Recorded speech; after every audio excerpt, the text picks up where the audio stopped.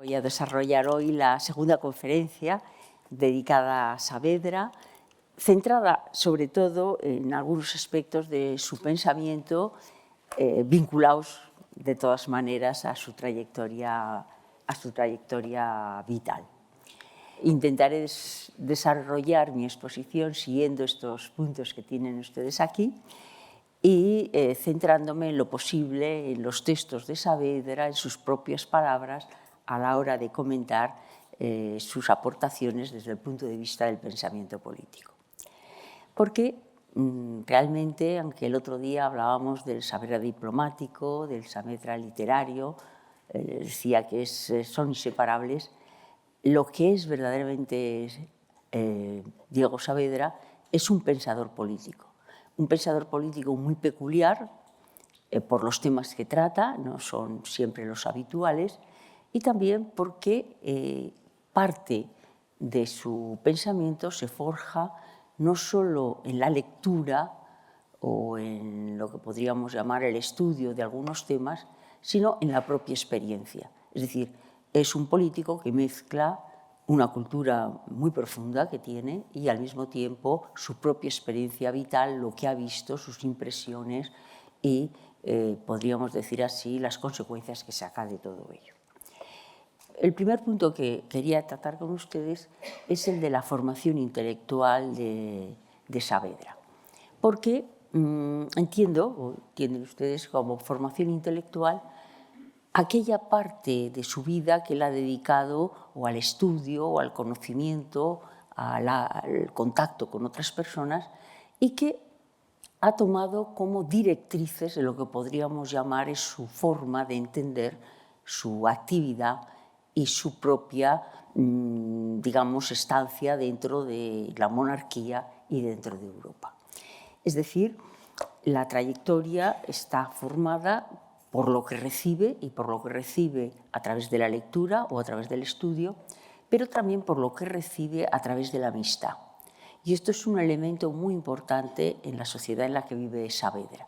Es decir, los contactos intelectuales con maestros, compañeros, etc., constituyen un colchón sobre el cual se esparcen las ideas y, digamos, conforman familias intelectuales. Entonces, Saavedra Fajardo pertenece a un grupo de pensadores, no solo de España, sino de Europa, que manejan un sistema de ideas y entre ellos hay no solo un conocimiento, sino también lo que podríamos llamar una relación intelectual, bien epistolar o bien personal. Bien, en la formación intelectual de Saavedra, pues, digamos, las primeras noticias que tenemos son aquellas que proceden de su maestro, Cascales. Les hablaba el otro día de ello, este erudito murciano que le prepara para ir a la Universidad de Salamanca y que le aporta no solo su excelente conocimiento del latín, que es un saber instrumental, sin el latín no hubiera podido, digamos, ni relacionarse ni tampoco enriquecer sus conocimientos, y también el humanismo tardío al cual pertenece y que le vincula con la cultura clásica. Entonces, digamos, este aprecio por la cultura clásica es constante en Saavedra y sobre todo por los historiadores latinos y muy especialmente por Tácito. De modo que Cascales es el primero que le conecta con un movimiento intelectual propio de finales del siglo XVI y comienzos del siglo XVII, que hace de la lectura de los clásicos y especialmente de algunos autores, como es el caso de Tácito, un elemento de referencia. Y este historiador romano, Tácito, y esta corriente intelectual que conocemos con el nombre del tacitismo, es una corriente muy importante en la Europa de Saavedra, en la Europa que transcurre entre el final del reinado de Felipe II y un poquito antes de la paz de Westfalia, y que vincula a pensadores peninsulares, españoles, italianos, flamencos, alemanes, unidos por un circuito de circulación de escritos, manuscritos o impresos, y por unas preocupaciones parecidas. Bueno, fíjense que esta idea del Tácito como elemento de referencia aparece muy clara y de alguna manera aparece personificada, porque en la República Literaria, que les decía es su primera y su última obra, esta obra que dilata a lo largo de toda su vida, pues es donde más se refiere a Tácito.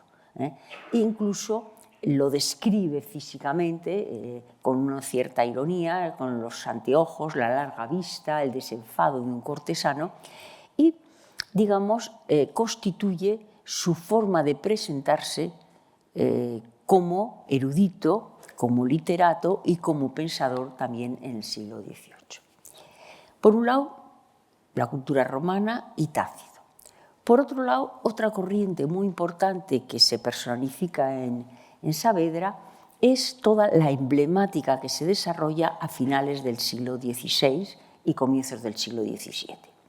A partir de la obra de Alciato, los emblemas de Alciato, que se traducen en España a mediados del siglo XVI y que tiene varias traducciones a lo largo del periodo. La primera es la de Bernardino de Daza, de 1549. Y, digamos, Alciato les da, y recuerden ustedes si han visto pues, el libro de las empresas políticas de Saavedra, esa combinación entre el contenido y la imagen, el emblema, la empresa. Emblemas, empresas son la misma evolución. Y Alciato se convierte en otro referente de la generación de Saavedra y, desde luego, un referente específico con respecto a su propia formación y a lo que proyectará en sus obras. Si recuerdan, yo el otro día les decía que en las poesías que presenta para, digamos, en el funeral de la reina de España, que se celebra en Roma, pues se proyectan las poesías de Saavedra, digamos, se dibujan en las telas que decoran la iglesia digamos, la iglesia española en Roma, ¿no? Y estos emblemas, estas poesías, están debajo de emblemas. Entonces, Saavedra vive en esta corriente estética en la cual la representación y el contenido de esta representación mantienen una unidad y tienen una finalidad pedagógica. Es decir, el público va a entender mejor lo que dice el pensamiento si lo ve representado. En un funeral, mediante la pintura, en un libro, mediante la impresión de las empresas. Y estas dos corrientes, el tacitismo y, digamos, los emblemas, el uso de los emblemas, son especialmente apreciados en el siglo XVII por dos embajadores, colegas de Saavedra, de mayor rango que él, pero que indudablemente les ha leído, en dos obras muy conocidas, que es la Advertencia para reyes, príncipes y embajadores, de Benavente y Benavides, y la obra El embajador, de José Antonio Vera y Zúñiga, el marqués de Roca, que constituye el primer manual, uno de los primeros manuales de conducta de un embajador. Es una obra muy importante, aquí la tienen ustedes puesta en la edición francesa porque no tenía la imagen de la edición española de Sevilla, pero es muy interesante porque se traduce inmediatamente y constituye uno de los manuales clásicos de formación de diplomáticos del siglo XVII, donde esta formación de diplomáticos empieza a desarrollarse. Fíjense que el conde de Roca es un diplomático embajador, es embajador en Venecia mucho tiempo, de categoría muy superior a Saavedra, pero con el que trata mucho, tanto en Viena como en Milán, a donde viaja con frecuencia también. Bueno, pero fíjense, emblemática, tacitismo, cultura clásica, no impide que en la formación de Saavedra haya lo que podríamos llamar la cultura moderna. Y la cultura moderna está representada por dos nombres. En primer lugar, por uno muy ya conocido, que es el caso de Maquiavelo, que está muy presente en la obra de Saavedra. Fíjense que aquí les he puesto unas imágenes de una de las empresas de Saavedra, que quiere decir para saber reinar hay que saber disimular, que es, digamos, está tomada del Príncipe de Maquiavelo. Es decir, Maquiavelo es una presencia oculta y es una presencia constante en lo que podríamos llamar la formación política de los hombres de comienzos del XVII. Fíjense que, por un lado, no solamente es esto, sino que la utilización de la literatura clásica, y en este caso del Tácito historiador que les he dicho, es una forma de encubrir la presencia de Maquiavelo en escritores, digamos, católicos, para los que en principio Maquiavelo, desde finales del siglo XVI, requiere pues, permiso especial y porque está prohibido. Entonces, ¿cómo se lee a Maquiavelo en los países católicos? Se lee a Maquiavelo confundido, camuflado, mediante la utilización de Tácito. Tácito es el conducto a través del cual se estudia Maquiavelo. Entonces, esta conjunción de elementos pues, corresponde a una forma de comprender, a una forma de entender, a una forma de asumir lo que podríamos llamar un legado antiguo y un legado más cercano, como es el de Maquiavelo. Y al lado de Maquiavelo tienen ustedes otro personaje también fundamental en la cultura europea del momento y en la formación de Saavedra, que es, digamos, Justus Lipsio, un flamenco. Un flamenco convertido al catolicismo, era católico, se hizo protestante, volvió al catolicismo, que estuvo en la Universidad de Lovaina y que se cartea con prácticamente los grupos intelectuales de la península, en la Universidad de Salamanca, en Sevilla, en Valencia, interesados por el culto de los antiguos, y que también traduce a Tácito, y que muchos de ellos llegan a la lectura del historiador romano a través de las versiones que Justus Lipsio ha hecho y que se han divulgado y se han publicado en España. Pero también verán ustedes que están lo que podríamos llamar los modernos, y los modernos están representados por Bodino, que, digamos, del cual hay dos obras que tienen un peso fundamental. Por un lado, el método de historia, el método histórico, y por otro lado, los famosos 6 libros de la República, que es, digamos, el texto moderno por excelencia de la segunda mitad de finales del XVI y de comienzos del XVII. Y unido a Bodino, otro tratadista, digamos, como no puede ser otro tratadista, que es la famosa Razón de Estado, que son el conjunto de lecturas que están detrás de la obra de Saavedra.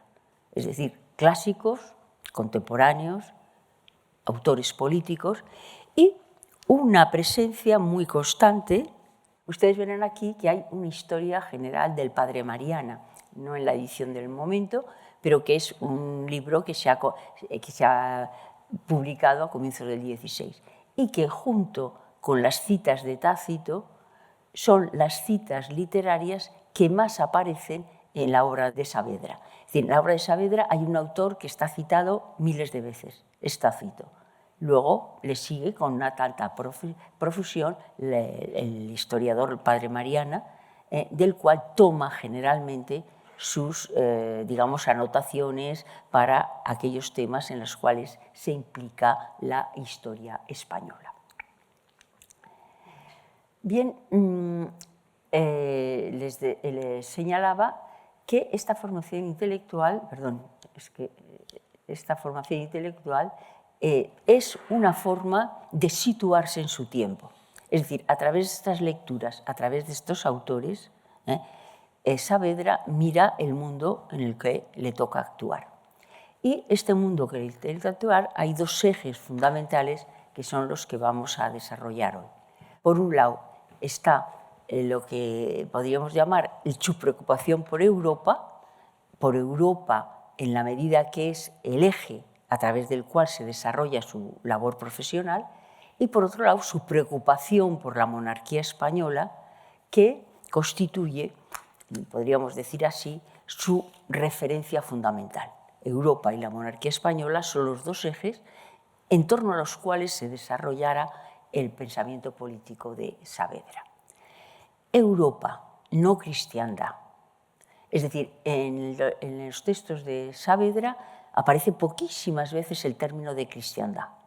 Para Saavedra ya no hay cristiandad, en la medida en que se mueve por una Europa desunida, donde hay católicos y protestantes, y el término Europa se entiende siempre no como un término geográfico o como un término político, sino por una caracterización que podríamos llamar en término cultural. Europa es esta Europa que lee, Europa es esta Europa que conoce a los clásicos, que son su fundamento, Europa es esta Europa que se abre a los autores modernos y a la ciencia moderna que en este momento está también empezándose a desarrollar. Es decir, la Europa de Saavedra es fundamentalmente, aunque la veamos aquí compartimentada, Saavedra sabe que lo que une a un francés, a un austriaco, a un holandés y a un español es un conjunto de referencias culturales que les da una identidad común. Y esa identidad común es lo que él entiende como la personalidad del viejo continente, esta Europa nueva que en el siglo XVII, digamos, se impone sobre el viejo concepto confesional o el antiguo concepto confesional de la cristiandad.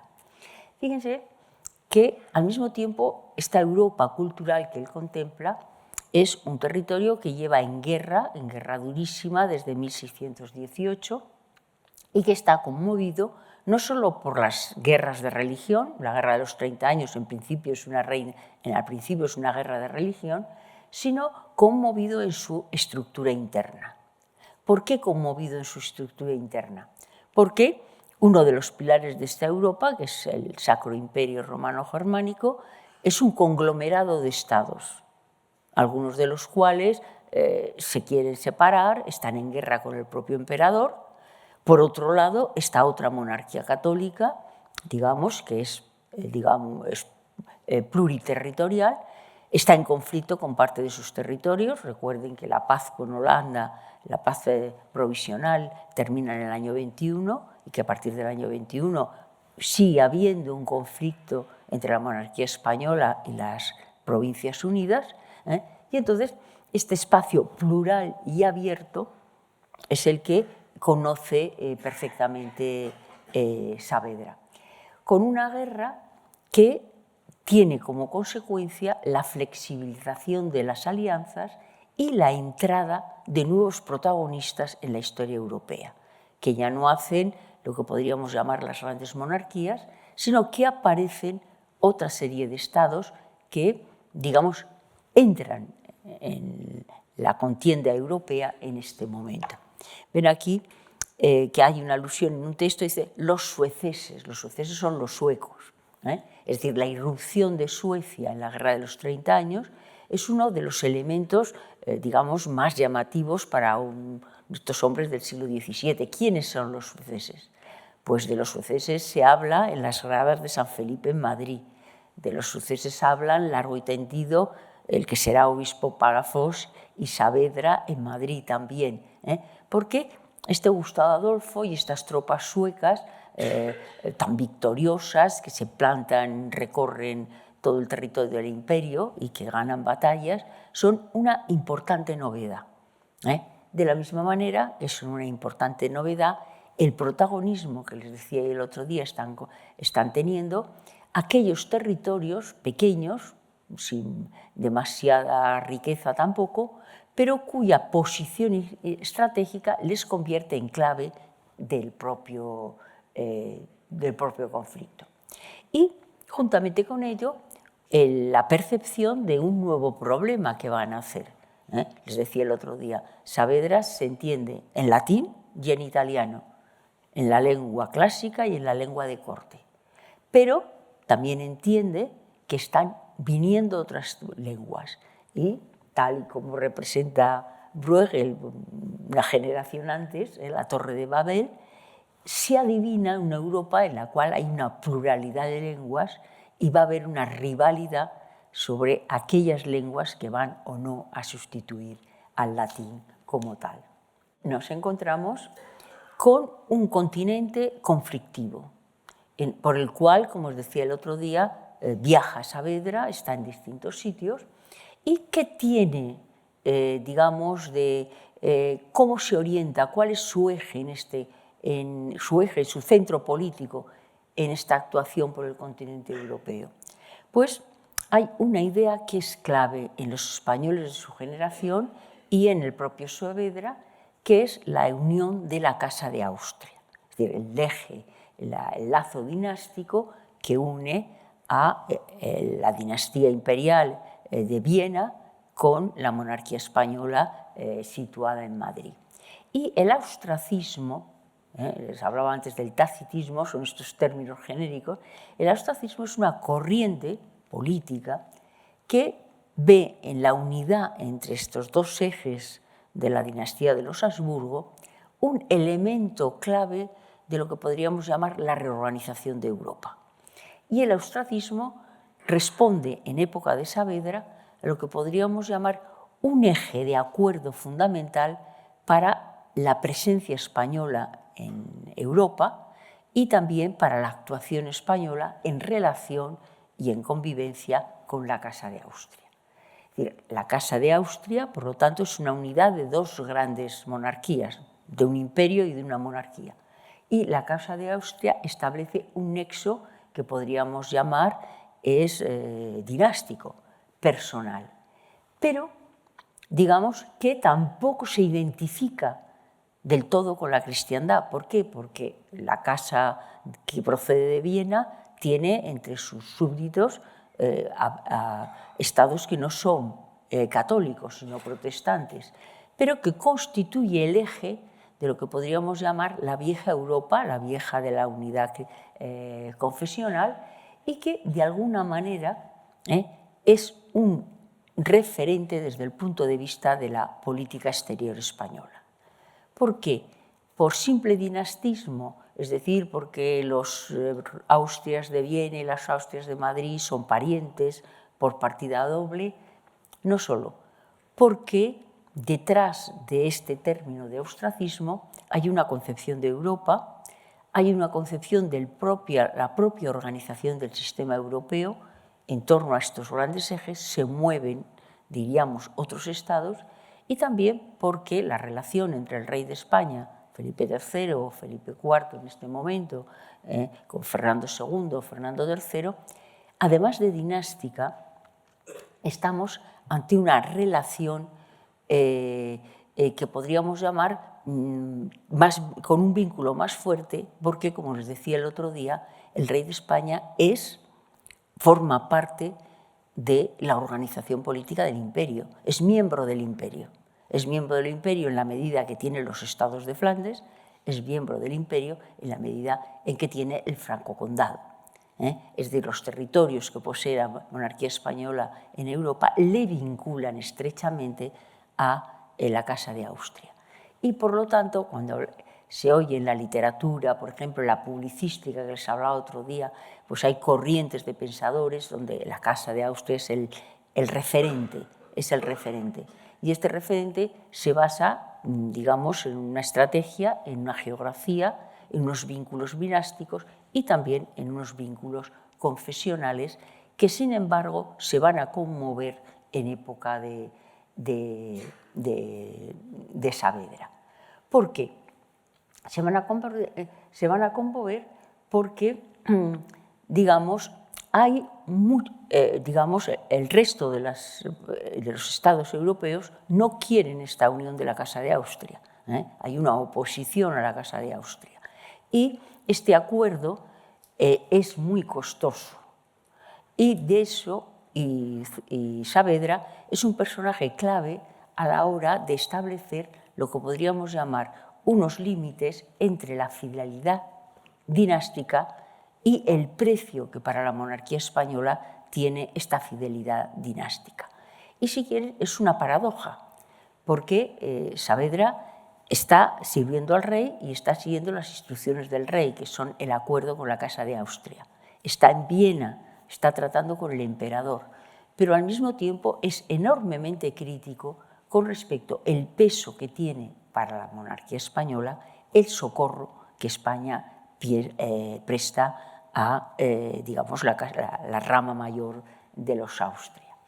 Fíjense, algunos textos son muy significativos. Dice, la obligación recíproca de asistir al imperio, como lo han hecho siempre, el imperio al Estado de Milán. Es decir, en origen esta unión dinástica está hecha para ayudarse mutuamente. Pero, ¿qué ocurre?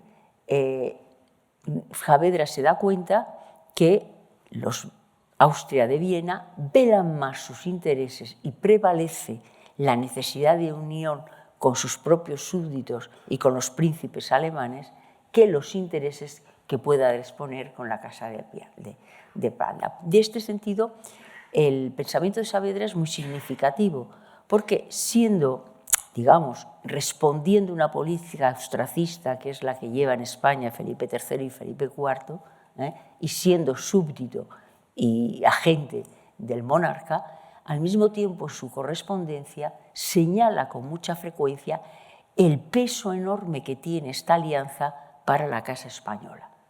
Dice, habiendo resuelto tratar del segundo punto, la protección son ambos puntos de la fuente.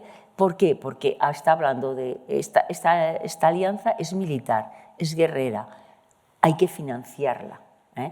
Y tiene la idea, lo dice muy claro el otro, todo lo que hace el imperio por España es conveniente a él mismo y resulta más en beneficio suyo que en el de España, que a quien si se apartara de ella el imperio no le faltaría gente alemana por su dinero, como no falta a los demás príncipes forasteros, y excusaría los gastos que hace ahora. Es decir, piensen que Saavedra es un diplomático al servicio de Felipe IV, que las órdenes que le llegan de Madrid es el acuerdo con la Casa de Austria. Y sin embargo, es muy consciente desde el terreno que este acuerdo con la Casa de Austria le cuesta muchísimo a España y que la monarquía española se está desangrando mediante esta guerra cuyos intereses no tienen muy claro. ¿Por qué no tiene muy claro los intereses, digamos, estos intereses Saavedra? Porque Saavedra fue uno de los españoles de la época que ve con bastante claridad que el sistema español, el sistema de la monarquía española, la pluralidad territorial de la monarquía española en Europa, es un peso que no puede sostener. Y esto lo ve con enorme claridad. No lo puede decir, pero lo piensa y se traduce. ¿Por qué? Porque la monarquía española es un sistema plural, es un sistema de poder, evidentemente, y este sistema de plural tiene lo que podríamos llamar un flanco muy débil, que es la economía. Es decir, la rica economía española se desangra en las guerras de Europa. Y esto es algo que Saavedra ve bastante bien. Si por un lado el eje, el austracismo, es, digamos, un elemento a tener en cuenta en el pensamiento de Saavedra en la medida en que en parte lo discute, la monarquía española y su sistema de poder es algo que le lleva a reflexionar mucho también. ¿Por qué? Porque Saavedra ha estudiado en Salamanca, ha leído los autores que le he señalado, ha leído a Bodino, ha leído a Maquiavelo, y no es en absoluto lo que podríamos llamar es contemporáneo de Hobbes, pero no es en absoluto un absolutista. En Saavedra está muy claro que el poder del rey tiene un freno. Eso lo dice constantemente.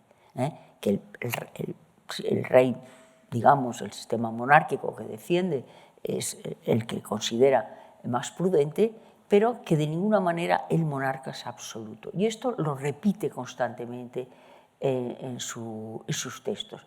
Incluso aquí dice, refiriéndose a la educación, las empresas están dedicadas al príncipe Baltasar Carlos, y aquí pueden ver que dice, conviene al Señor enseñar al príncipe desde su juventud a domar y enfrentar el potro del poder, para que pueda, si no, se caerá en grandes precipicios.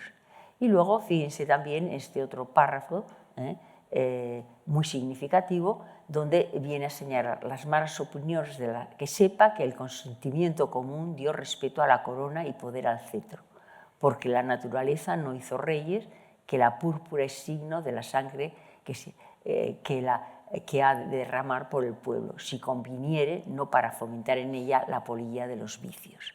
Es decir, esta idea de una monarquía moderada, podríamos decir así, no estamos lógicamente en otro sistema más que en el que corresponde a su tiempo, pero teniendo en cuenta que estamos en un momento de absolutismo emergente, que los contemporáneos de Saavedra es Hobbes desde el punto de vista teórico y contemporáneo de Saavedra es Luis XIII, que es el antecedente de Luis XIV, sí es interesante que él se mantiene bastante firme en las ideas de la Escuela de Salamanca, que es que se cede el poder al rey, pero no todo, y que el poder queda una vez representado en el pueblo o en las Cortes.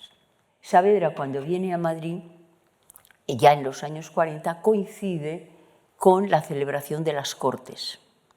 Y Saavedra está al tanto de todos los problemas que hay en la monarquía española con respecto a las Cortes catalanas, a la petición del rey de ayuda para la financiación de la guerra, etc.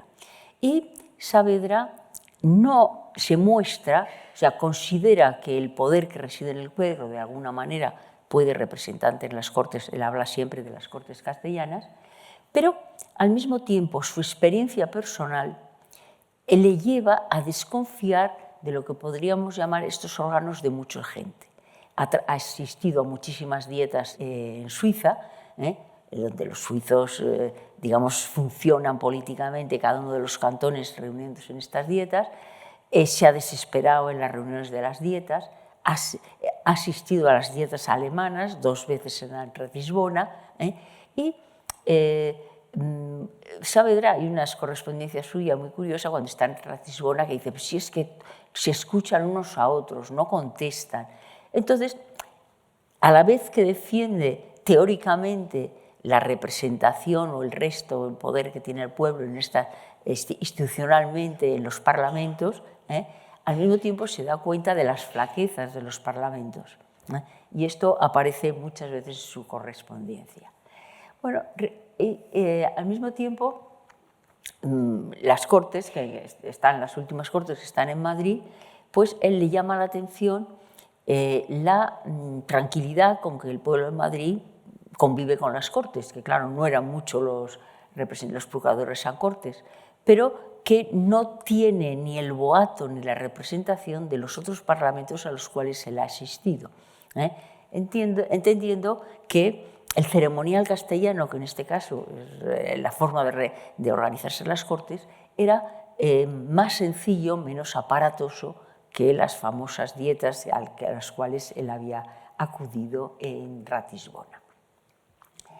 Bien, les insisto mucho en esta idea de que el poder es algo frágil en que él se aparta un poco de lo que serán las corrientes de su tiempo, y que tiene mucha influencia porque realmente en el siglo XVII no hay un absolutismo español, puede haber una práctica autoritaria en parte de los reyes, pero en teoría no, y Saavedra es algo muy específico en ello.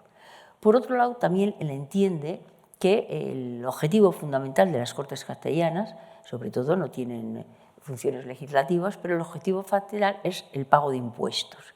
Y Saavedra le preocupa mucho la cuestión de los impuestos. Él sabe, aquí me dice, los tributos son el precio de la paz, porque por alcanzar la paz supone una victoria, eso cuesta mucho dinero. Pero al mismo tiempo se da cuenta que los tributos son lo que podríamos llamar el problema de todos los monarcas, porque los tributos suponen estabilidad. Y además porque él, como agente de preces que ha sido, recuerden lo que les decía el otro día, es consciente que estos tributos que van a Roma, de los eclesiásticos españoles, que el rey paga, o lo que recauda Roma de las licencias y de las prebendas que concede en España, constituyen un punto de conflicto. Es decir, que el gran conflicto entre la monarquía española y el Papa no es un conflicto, digamos, confesional, evidentemente, no es un conflicto ideológico, es un conflicto económico. Es decir, lo que enfrenta en el siglo XVII a los reyes de España con el Papa, es la cuestión económica, es lo que llaman el dinero que sale para Roma. ¿Por qué? Porque en época de necesidad, claro, la Iglesia es un Estado dentro del Estado. Y entonces los intentos de que los impuestos de millones los paguen también los clérigos, etcétera, etcétera, llegan a constituir una crisis, una ruptura en las relaciones entre España y Roma. O sea que son un problema que Saavedra tiene muy claro. Pero fíjense que podríamos hablar de la teoría, pero en Saavedra, que al mismo tiempo que está pensando, que está escribiendo, está negociando, le interesa mucho, y eso es muy específico de Saavedra, no solo la teoría del poder, sino la práctica del poder. Y de la práctica del poder se centra en unas cuestiones que no son demasiado frecuentes entre los publicistas españoles de este momento.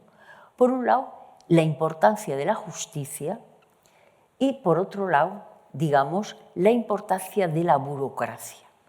¿Por qué la importancia de la justicia? Porque él entiende, como jurista, que la justicia no puede depender del juicio del príncipe y no estar escrita. Aquí lo dice muy claro. Porque siendo una constante y perpetua la voluntad de dar a cada uno lo que le toca, la justicia distributiva, peligraría si fuese dependiente de la opinión y el juicio del príncipe y no escrito. Es decir, no discute que el rey no sea el centro de lo que podríamos llamar todos los poderes del Estado, pero la justicia tiene una independencia desde el punto de vista del ejercicio que le separa de la intervención real y sobre todo que le obliga a que la ley esté escrita.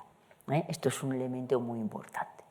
Y luego otro elemento muy significativo en el cual la experiencia vital de Saavedra también se tiene bien. Saavedra era un burócrata, había hecho su carrera de secretario, había hecho miles de papeles, miles de informes y era un convencido que la burocracia era el sustento del Estado. ¿Por qué? Porque Saavedra estaba viendo que estos grandes diplomáticos, duques, etcétera, no siempre tenían conocimiento. Él, por ejemplo, manejaba la cifra era por donde venía toda la correspondencia secreta. Muchos de los diplomáticos de su época se negaron a emplear la cifra, porque la cifra era muy complicada, el entender la cifra, las combinaciones, etc. Y estaba convencido que el ejercicio práctico del poder no correspondía ni a los grandes políticos ni a los grandes personajes, correspondía a este sector medio de los burócratas que en la monarquía española se había desarrollado mucho, desde época de Carlos V y de Felipe II, y que a través del cumplimiento del oficio llevaban a buen puerto las disposiciones que se daban, que se cumplían o que, digamos, había que llevar a cabo. Fíjense que hay unas metáforas muy interesantes. Dice, el del entendimiento, no de la pluma, es el oficio del secretario. ¿Por qué? Él era un burócrata, un secretario, y lo que viene a decir que no es un escribano.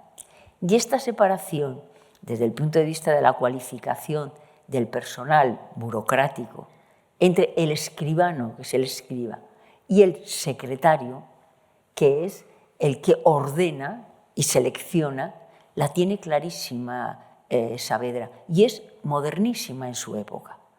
Es modernísima en su época porque es la apreciación de que no se puede gobernar si no se tiene un orden y una organización interna. De ahí que podríamos decir, poco importa, dice, que los consejos sean prudentes, las consultas, etcétera, si luego quien los llevan a cabo, quien los transmite, los yerra. Y entonces tiene sobre todo esta frase que es muy interesante. El consejo dispone la idea de la fábrica del negocio. El secretario saca la planta y si esta va errada, también saldrá errada el edificio levantado por ella. ¿Por qué les decía? Esto responde muy bien a la experiencia de Saavedra. ¿En qué sentido? Saavedra tuvo muchísimos problemas durante su desempeño de las funciones diplomáticas como representante de Felipe IV, porque no solo no le llegaban instrucciones, sino además no le llegaban las credenciales. Y él iba, por ejemplo, a Suiza a una reunión con las dietas suizas, iba el representante francés y decía, este señor no tiene credenciales. Se suspendía la reunión hasta que llegaran las credenciales de España. Y esos problemas de falta de atención a lo que podríamos llamar la práctica burocrática de un Estado tan grande como era la monarquía española, le hice comprender que realmente estas personas que se dedican a que el aparato funcione constituyen uno de los ejes del Estado. Y esto es un elemento de modernidad. Esto lo desarrollará mucho Weber, pero mucho antes Saavedra es consciente de que una maquinaria política no puede funcionar sin estos elementos fundamentales como tal. Bueno, ¿y qué piensa Saavedra de una práctica institución tan conflictiva en su tiempo como es el valimiento? Él, digamos, coincide gran parte de su vida política con el conde duque de Olivares, es más, fue colega suyo en la Universidad de Salamanca, era un poco más joven, era más joven Olivares, un poco más, pero coinciden en la universidad, se reconocen además cuando Saavedra va a Madrid en los años 20 y se aparta un poco, por ejemplo, de Quevedo, que tiene unas diatribas enormes sobre el válido, en el sentido que destaca la operatividad del valimiento. Y esto es un elemento muy importante porque historiográficamente, digamos, la historiografía ha dado la razón a Saavedra. Es decir, el valimiento, Saavedra no lo ve como, digamos, una prevalencia del rey, un amigo del rey o el favorito del rey. El valimiento, Saavedra lo entiende como una necesidad del desarrollo del Estado. Y fíjense, en la interpretación historiográfica que en nuestros días tenemos del valimiento, se acerca esta visión del valimiento. No se trata, evidentemente hay una relación personal, de amistad, pero el valimiento llega a ser una necesidad para la monarquía española, porque es la única manera de coordinar un aparato estatal absolutamente descentralizado. Y el válido, digamos, recoge las opiniones de los consejos, ordena las opiniones de los consejos, y cuando los consejos no se ponen de acuerdo, a través de las juntas, puede gobernar. Y eso lo ve. Fíjate, dice, no ofende a la majestad real por el valimiento, porque es forzoso para el despacho de los negocios, porque el rey no puede, no llega. Grave es el peso de la monarquía para los hombres de un rey solo, y entonces se necesita. Fíjense que entiende el valimiento como un primer ministro, que es lo que se hará ya en el siglo XVIII o a finales del siglo XVII. Y luego, porque, digamos, al mismo tiempo emplea una metáfora muy atrevida, que es el rey es el sol, el válido viene a decir la luna, de manera que el válido tiene su poder del calor que le da el sol. Pero fíjense que es una metáfora muy atrevida porque en toda la emblemática, digamos, del siglo XVI y XVII, la luna es la representación de la reina. Y aquí Saavedra traspasa esta representación de la luna, era el reflejo del rey, más cercana a los súbditos. Y en esta representación el válido tiene este papel también. Es la grandeza del rey la que ilumina el válido. Pero, y algo que dice, no desacredita la majestad del rey, sino que le ayuda a gobernar. Entonces, en esto se aparta de los otros publicistas de su época, y él mantuvo con Olivares una relación bastante buena al principio, les decía el otro día, luego se enfrió esta relación y se mantuvo bastante fiel cuando llegó a Madrid, cuando recién caído Olivares, y esto también Saavedra se resintió de que había caído Olivares y ya no estaba tan bien situado entre los prebostes de ese momento de la corte. Y Otro tema también muy interesante de Saavedra y bastante novedoso es el tema del regalismo. El regalismo, bueno, es un término que se emplea por acomodación, es decir, es más específico para el siglo XVIII, pero evidentemente hay una corriente regalista, bueno, en Francia muy clara, y en España también se da con el propio Felipe II, que es la precesión de los reyes de, digamos, podríamos llamar contener, organizar y encauzar un poco el poder de la Iglesia desde el punto de vista del poder político. Entonces, es una forma de relacionar, de establecer unas relaciones entre la Iglesia y el Estado que en este momento son, digamos, Roma, los Estados pontificios son una potencia. El Papa es rey dentro de sus estados, obviamente, y, digamos, una forma de establecer una coordinación. Y en torno a esto hay mucha teoría. Hay un regalismo español temprano en el siglo XVI y en el siglo XVII. Aquí les pongo algunas obras muy interesantes, algunas de las cuales, por ejemplo, esta de Jerónimo Ceballos, pues la Inquisición romana las prohibió. Y entonces este es un tema en el cual se ve esa diferencia que tanto choca muchas veces a los estudiosos de la monarquía española, que los índices romanos y los españoles no siempre coinciden. Y no coinciden en las obras que se refieren al regalismo, que Roma condena y que en cambio España no condena. Y esto pasa con esta literatura como tal. Pero es muy importante, ¿por qué? Porque Saavedra vive desde dentro lo que significan estos conflictos. Es decir, se pasó 20 años de su vida, los 20 años que pasó en Roma, 23, digamos, yendo a la curia a discutir, a negociar, a intentar que el Papa diera autorización para grabar a los clérigos, que permitiera emplear recursos de la Iglesia para las necesidades, etc. Y entonces, digamos, su postura en este sentido es bastante clara. Pero además, desde el punto de vista teórico, desde sus funciones de secretario de embajada en Roma, en un primer momento, pues sistematizó, precisamente para un embajador, sistematizó lo que él había visto eran los principales conflictos que surgían entre la monarquía española y el papado. Y en estas famosas noticias de las negociaciones de Roma, pues él trazó una panorámica muy clara de los problemas que él veía de relación, digamos, diplomática entre estados, entre Felipe IV y el Papa, sobre todo Urbano VIII, que fue el que salió en el segundo cónclave, el de 23. Bueno, él, fíjense, dice, siempre rehusé escribir instrucciones a los embajadores de Roma. Pues esto puede chocar, ¿por qué? Porque quien escribe esto es un secretario de embajada, que a petición de un embajador que va a llegar, le dice que le escriba cómo van las negociaciones con Roma. Y dice, no, me lo han pedido, pero yo no quiero comprometerme, no quiero, porque es muy complicado.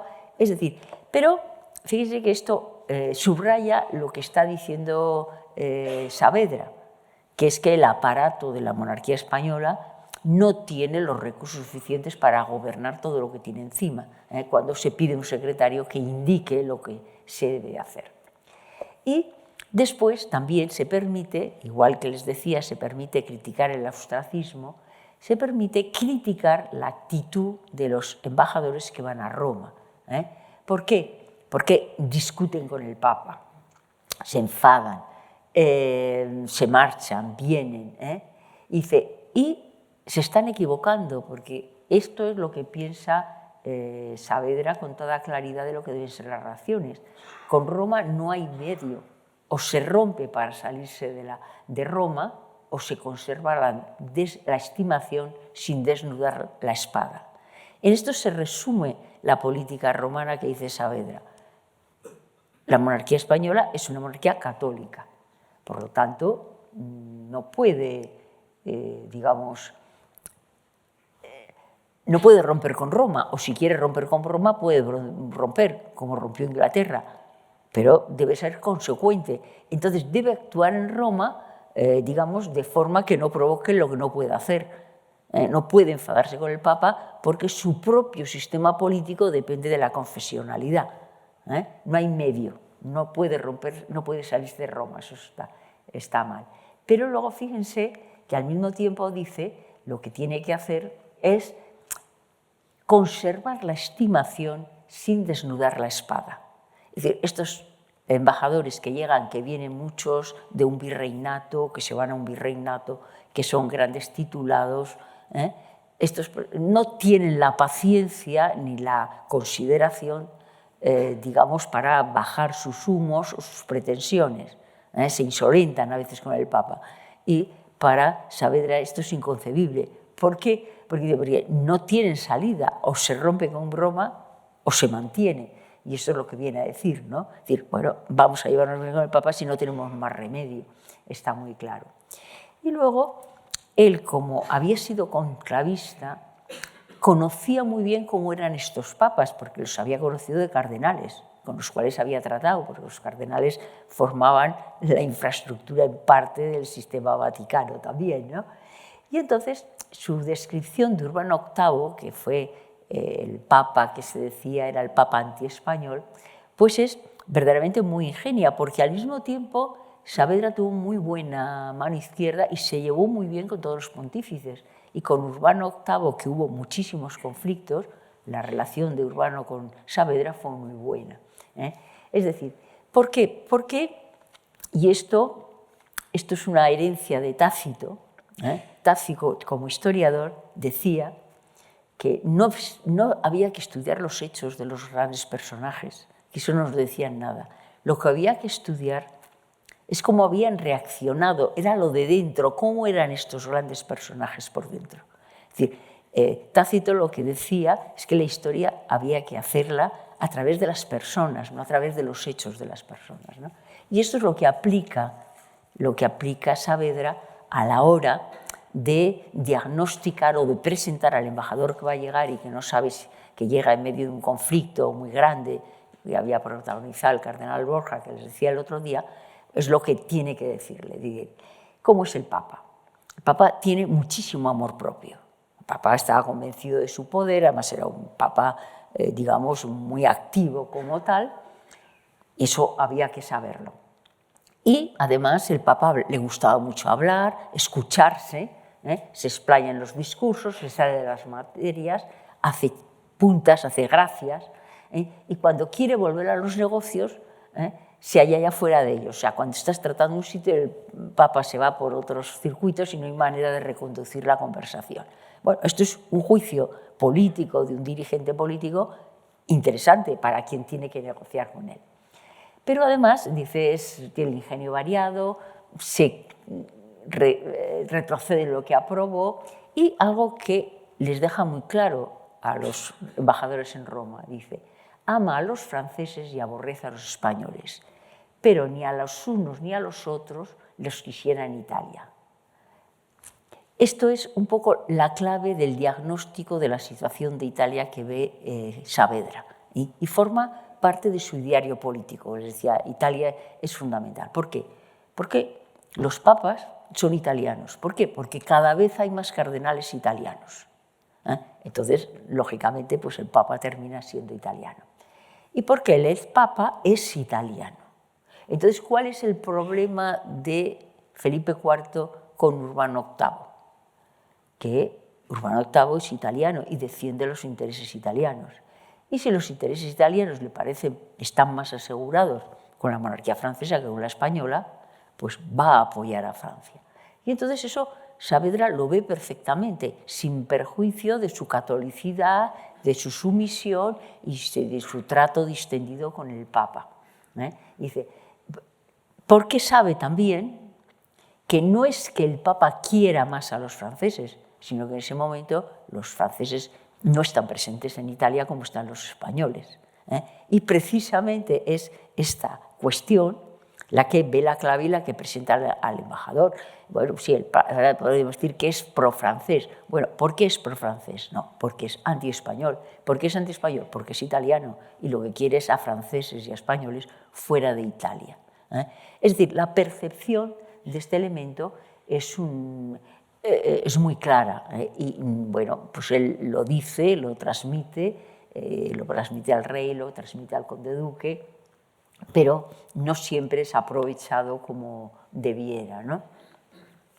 Y también porque lo que siempre les señalaba antes, está insistiendo, es que deben contenerse papa y rey dentro de los límites que tienen cada uno y no es absurdo que compitan o que se lleven mal como tal. Bueno, sobre este panorama hay un aspecto que en los últimos minutos que me queda quiero tratar y que es muy interesante, porque fíjense que en Saavedra no parece estar presente en los temas españoles y sin embargo sí están presentes. Sobre todo en su última etapa, cuando está en Münster, pues claro, él está del año 43 al año 46, piensen que la rebelión catalana y la rebelión portuguesa es del año 1640 y que esto es un elemento que pesa en la negociación y Saavedra es consciente del problema que tiene la monarquía. Problema que además en Münster se ve muy bien. ¿Por qué? Porque catalanes y portugueses lo primero que hacen es buscarse el apoyo de Francia. Claro, los portugueses están mejor situados porque están más lejos, pero los catalanes están en la frontera y realmente reconocen al rey de Francia, digamos, y los franceses están en el territorio de Cataluña organizándolo, etc., ¿no? Entonces, y además, como quieren el reconocimiento, pues ambos envían legaciones a París y Luis XIII les autoriza a que estén dentro de la legación, por ejemplo, francesa. Dentro de la legación francesa se admite sin voz, pero de espectador, a un representante de Cataluña y luego también se admitirá a un portugués que se marchará antes. Entonces, esta cuestión parece que está ajena a Saavedra, pero no, él lo tiene muy claro, porque ¿cómo se va a comportar con estos representantes que están con ellos en Münster? Münster es una ciudad pequeñita donde todos coinciden, todos se ven, porque son muy pocos.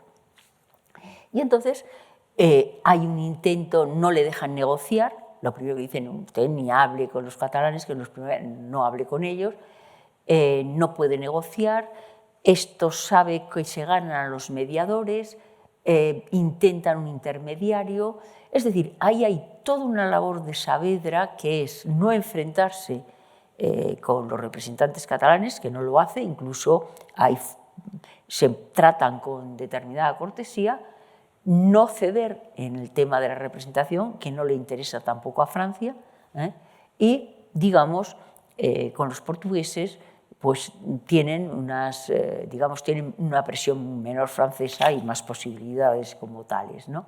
Pero es interesante porque siempre Saavedra mantiene una cierta equidad y mantiene una equidad diferenciada porque él había tenido mucha relación no con Portugal, sino con muchos diplomáticos portugueses. Muchos de los diplomáticos que están en Westfalia, Castel Rodrigo, por ejemplo, era portugués. Es decir, había un trato y luego la recomendación para que Saavedra pase su jubilación en Madrid, en San Antonio de los Portugueses, se la debe también a Melo, que era portugués. Es decir, había un trato. Y sobre todo en Saavedra, que era jurista, había un elemento que era fundamental. Los portugueses habían sido Estado, mientras que a él, digamos, se le llevaban los demonios cuando decía que, digamos, los catalanes reconocían su pertenencia originaria al imperio de Carlomagno y su relación con Francia, ¿no? Entonces, hay una diferenciación, pero siempre manteniendo la idea de que Saavedra tiene de que siempre hay que negociar, que toda negociación es cesión, lo tiene muy claro, y también que hay que mantener los límites a ese tipo de cuestiones. Pero en la última obra de Saavedra, publicística, Las locuras de Europa, es la única que está muy claro lo que podríamos llamar los desgarros internos de la monarquía española.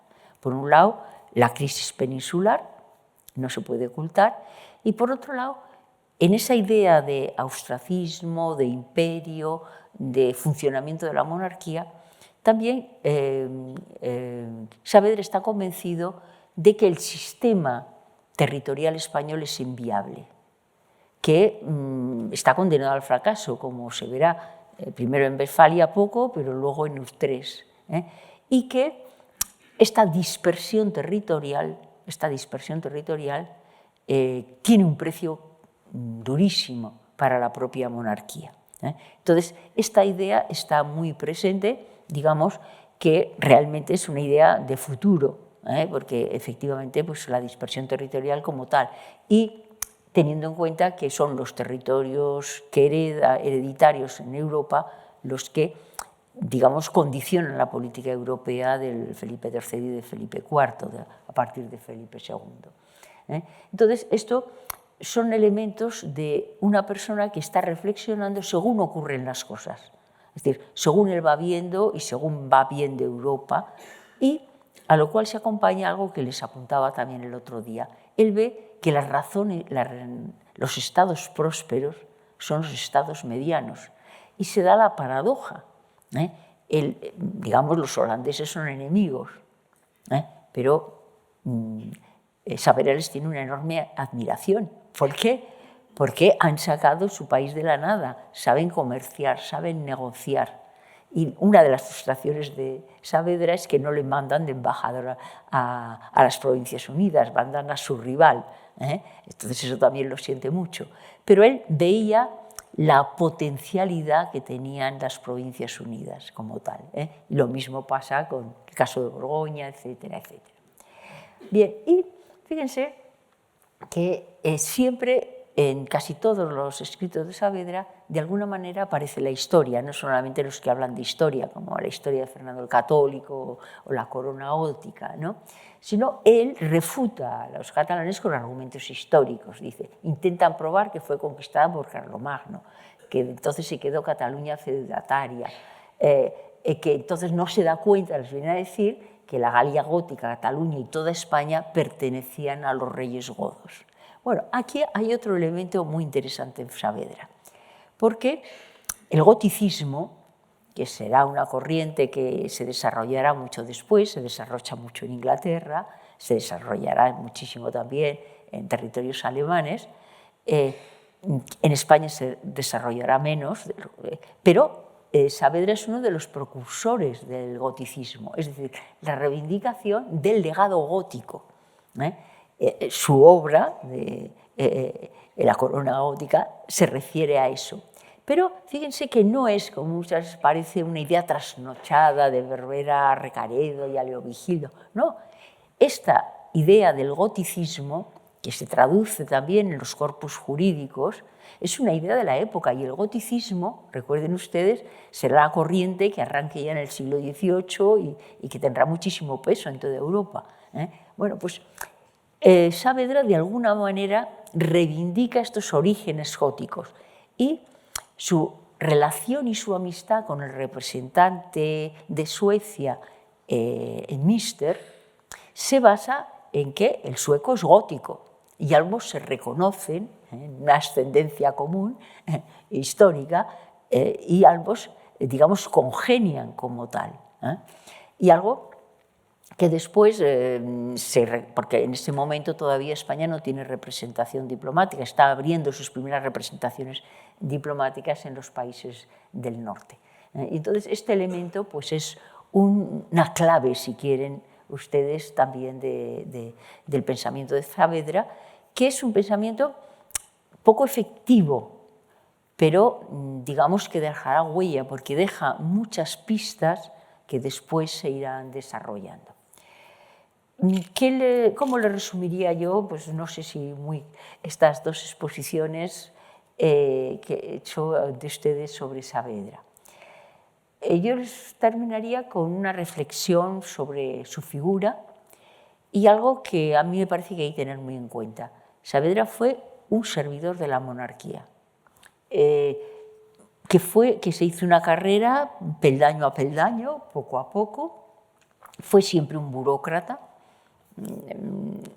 despachaba sus cartas, las ordenaba y defendía su oficio, le ofendía muchísimo cuando menospreciaban a las personas de pluma, y sobre todo fue un gran observador de la realidad.